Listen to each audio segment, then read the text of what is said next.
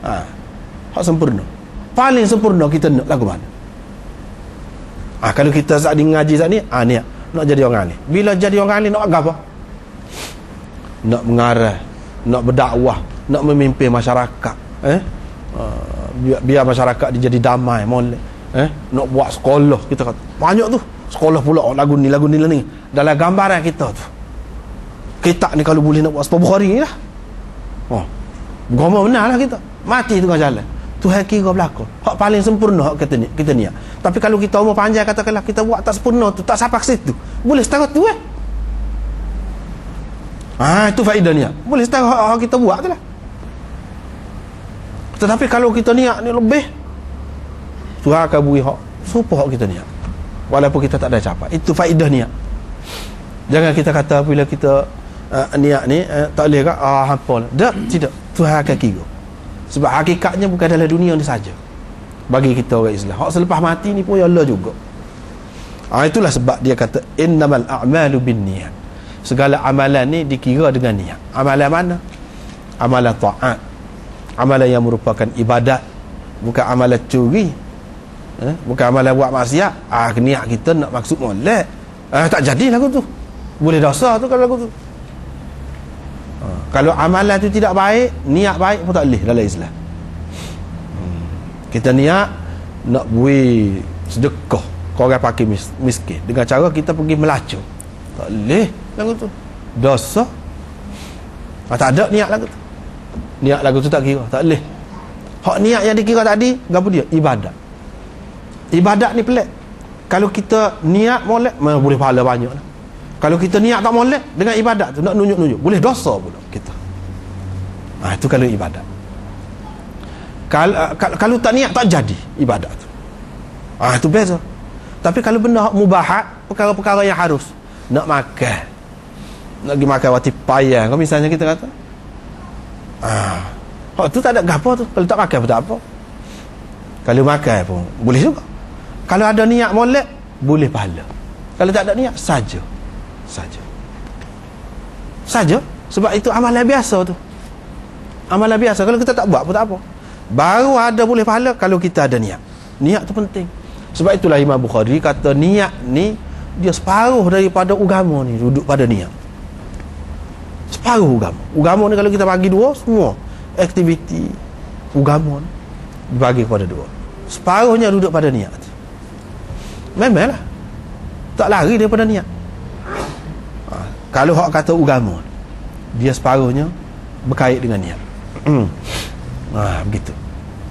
Orang lain pula kata ini salah satu hadis yang penting ni, salah satu hadis yang penting dalam agama ni, selain daripada hadis-hadis yang lain. Hadis apa ni, min husni islamil mar'i tarkuhu ma la ya'ni, dan lain-lain lagi. Al halalu bayyinun. Hak ni salah satu yang penting, yang menjadi asas dan tunggak dalam agama, iaitu niat. Wa innamal a'malu binniyat. Segala amalan itu dikira ataupun berpahala apabila ada niat. Segala amalan itu baru sah apabila ada niat. Segala amalan itu dikira, itulah yang kita ni terjemahan ni. Segala amalan dikira dengan niat. Tuhan kira mengikut niat. Bukan mengikut kita capai tadilah, seperti yang kita kata. Tuhan kira tu mengikut niat kita. Kita niat lagu mana. Itulah kelebihannya niat ini. Lepas tu segala amalan, walaupun apa amalan tu amalan tak ada kena mengena dengan agama, segala amalan. Kalau hak berkait dengan manusia, hak tidak berkait dengan hak biasa, kita kata misalnya tidur, kita kata masuk jamban, kalau ada niat baik, ikut cara sunnah Nabi SAW, boleh pahala. Tuhan kira dengan niat kita. Walaupun apa benda lagu tu, kita berkahwin, nampak suka-suka, boleh pahala kalau ada niat tu, niat yang baik. Kalau tidak, jadi biasa perkahwinan biasa. Kalau ada niat, boleh pahala. Wa innama likulli imri'in ma nawa. Asal ni dia sebut ada dalam setengah-setengah akan datang ni, kita jumpa dalam Bukhari ni, dia akan buat banyak kali lagi hadis. Innamal a'malu binniyat. Ada juga innamal a'malu binniyah. Bukan binniyat. Ni dengan niat.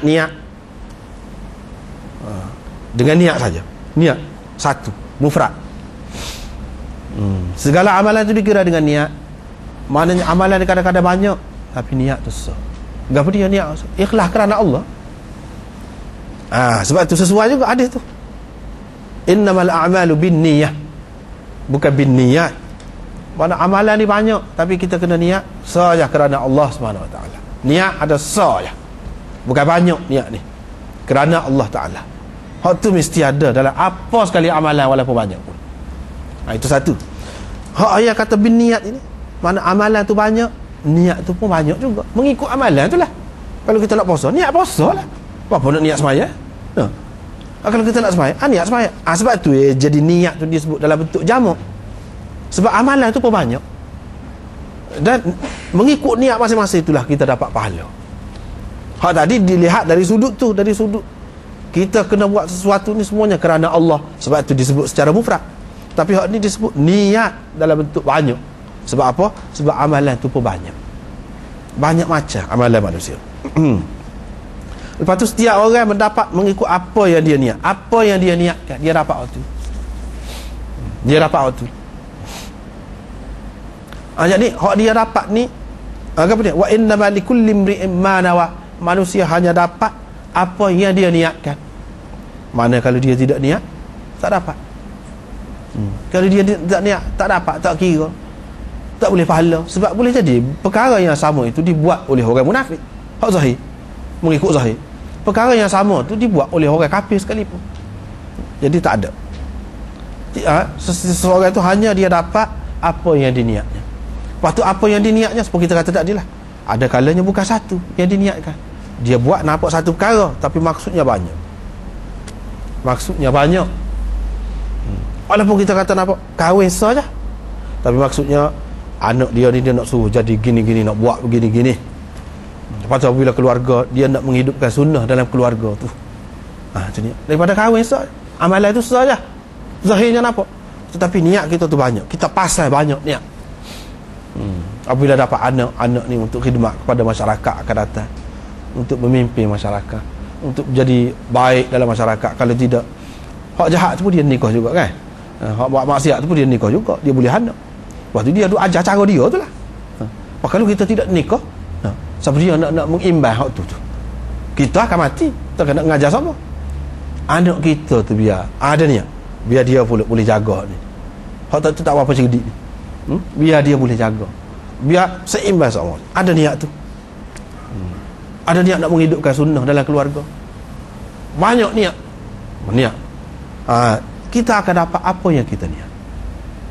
Walaupun atas satu amalan kita niat banyak, kita akan dapat. Tidak kata seamalan dapat niat hak lain tak boleh dah.